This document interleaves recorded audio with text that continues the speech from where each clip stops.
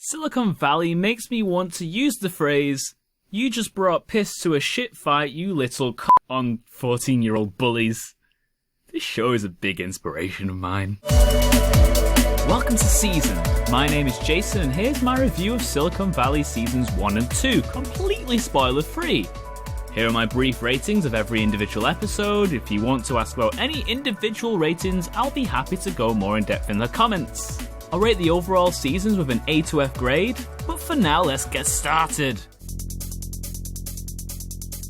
Silicon Valley follows Richard in his path to starting up his new tech company called Pied Piper. He's great on the tech side of things, but with business, him and his company get screwed by the ruthless business practices they face in Silicon Valley. This show has the greatest dick joke I have ever seen in anything ever. I do not mean this lightly. Hell, I'm half tempted to leave that statement in as my full review since not much else needs saying. This review is hilarious and geeky and satires corporate culture and the struggle facing startups in the most competitive business playing field. Playing up tech companies like Google, Apple, Facebook, etc. The cast of characters consists of awkward billionaires, a douchey satanic coder, and a giant dickhole. There's no other way to describe TJ Miller's character other than he's just a giant, hilarious dickhole. The main character, Richard, is an extremely awkward and self-sabotaging creative, but really it's a supporting cast and witty dialogue that carry the show.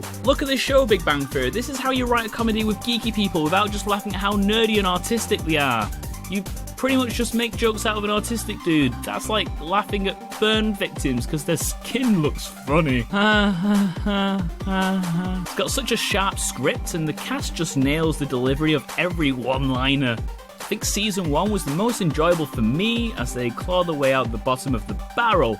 Season 2 is more them dealing with an onslaught of new problems that comes with a bigger company and is one of the most stressful seasons of anything I've ever watched. I practically had a bloody panic attack watching this season. Every small victory seemed to be tainted by a colossal failure. This isn't necessarily a bad point since the plot of the show is fairly decent and really great at building tension, but man, it may just be too good at that because it was hard viewing. The show has a fantastic hip-hop soundtrack and it's super short. 8 episodes in Season 1 and 10 in Season 2, 20 minutes an episode. I practically ended up binging the whole thing in a weekend. I'm really hoping the show gets a bigger season next time. Maybe around 13 to 14 episodes will be my sweet spot so they can flesh out the season arc and the characters a bit more without it dragging on. It's HBO though, so you know the production and writing quality is on top form. And with it airing alongside Game of Thrones the past 2 years, it's not going away anytime soon.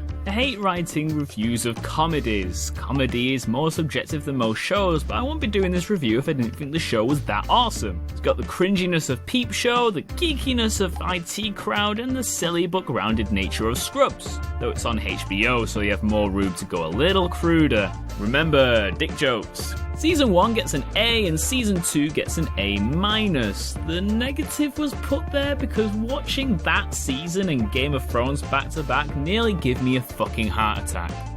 Thanks HBO. And that's it. Thank you very so much for watching. I hope you enjoyed my review. If you did, subscribe to this channel for more so you can keep up to date for all my future videos. And of course, thank you to all my new subscribers. It's been a while since my last review, so thank you for hanging on. Next week, I'll be doing a review of True Detective Season 2. I'm sure I'll have plenty to say about that one. Until then, I will see you later.